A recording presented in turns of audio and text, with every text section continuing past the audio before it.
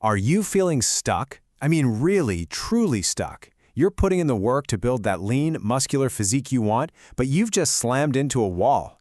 You've cut the carbs way down, you're logging hours on the treadmill, but that stubborn fat isn't going anywhere, and you're definitely not building any muscle. Well, guess what? We are going to fix that starting right now. So let's ask the big question right up front. Can you really lose fat and build muscle at the same time? The answer is 1000% yes. But what if I told you that the popular advice you've been following, the super restrictive diets and the endless cardio, is actually the very thing sabotaging your progress? Yeah, there is a much smarter, science-backed way to get the job done. Okay, let's get our terms straight. The real goal here isn't just about the number on the scale going down. It's about body recomposition. This is the art and science of dropping body fat while you simultaneously build, or at the very least hang on to, all your hard-earned muscle. It is the holy grail of fitness, and it only happens when your training and your nutrition are working together perfectly. So, why do so many people try this and fail? It really boils down to this one concept: bioenergetic misalignment. Now that sounds super complicated, but I promise it's simple. You're going to the gym and demanding your body perform like a race car, but by cutting carbs, you're giving it lawnmower fuel.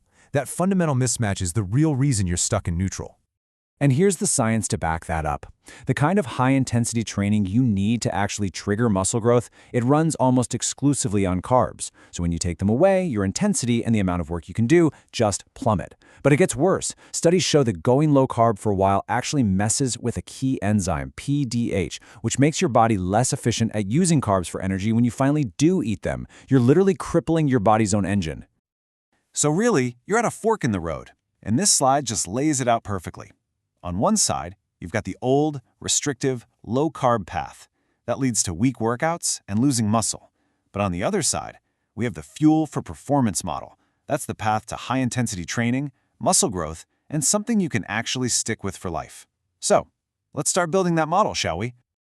All right, pillar number 1. It's all about how you train. And look, especially for busy professionals, time is the one thing we don't have. So we're not talking about spending 2 hours in the gym every day. We're talking about training with metabolic density to get the absolute best results in the shortest amount of time possible. And the key to unlocking that density is the superset. It's such a simple but incredibly powerful idea. All you do is perform 2 different exercises back to back, with almost no rest in between.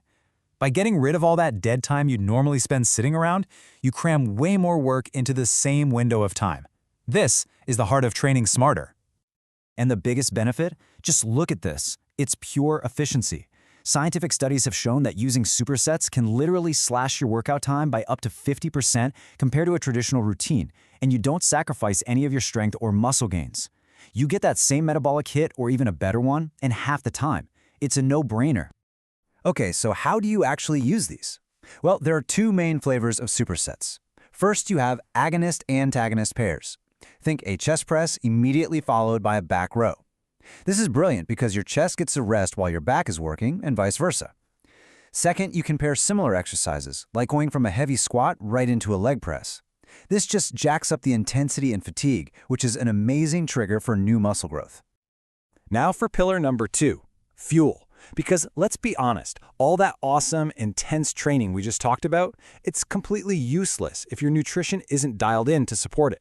Your food is the foundation that makes everything else we're talking about possible. And this is where we just blow that big keto myth right out of the water. Carbs are not the enemy. They are a critical part of the plan. What we're aiming for is a really balanced approach, about 30 to 35% of your calories from protein, another 30 to 35% from carbs, and the rest from healthy fats. This is the trifecta that fuels insane performance and killer recovery. But if there is one single number I want you to burn into your brain from this whole thing, it is this one. Your protein intake is completely non-negotiable. You need to be hitting 1.6 to 2.2 grams of protein per kilogram of your body weight every single day. This is what shields your precious muscle from being used as energy when you're in a calorie deficit. Now, when it comes to those all-important carbs, timing is everything. I absolutely love this analogy here. After you finish a really intense workout, your muscles are basically like a dry sponge. They are just primed and ready to soak up nutrients to kickstart that repair and rebuilding process. And this timeline shows you exactly what I mean. There is this golden window for recovery, and it's roughly 30 to 60 minutes after you finish your last rep. That is when your body is at its absolute peak efficiency for refueling its energy stores.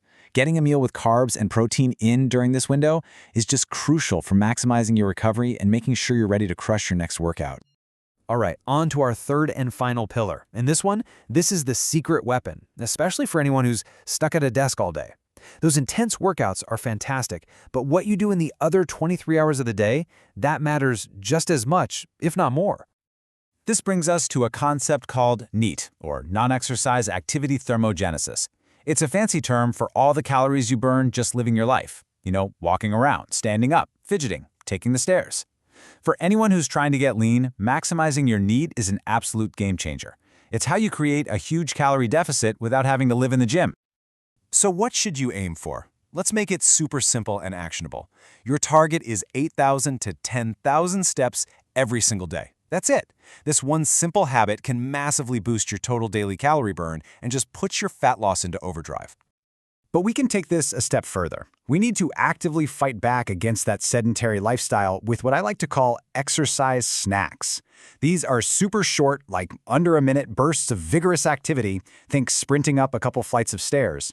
One study even showed that doing this just a few times a week was incredibly effective at reducing that dangerous belly fat. And here are some dead simple ways you can start doing this today. I mean, right now. Just choose the stairs. Set a timer on your phone to stand up from your desk every single hour. Take your phone calls while you're walking around. These tiny little actions add up and create a constant metabolic burn all day long, fighting off the negative effects of sitting. So, let's put this all together. I have to be clear, this is not some overnight quick fix.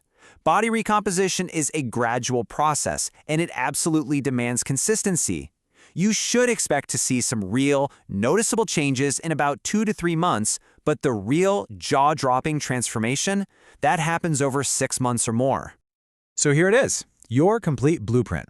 First, you're going to fuel for performance with that high-protein, strategic carb approach. Second, you're going to train with density, using supersets to get more done in less time.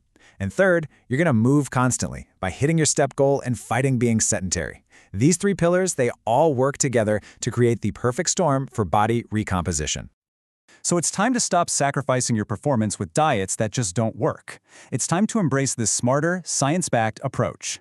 So the final question I have for you is this. Looking at these 3 powerful pillars, which one are you going to start building first?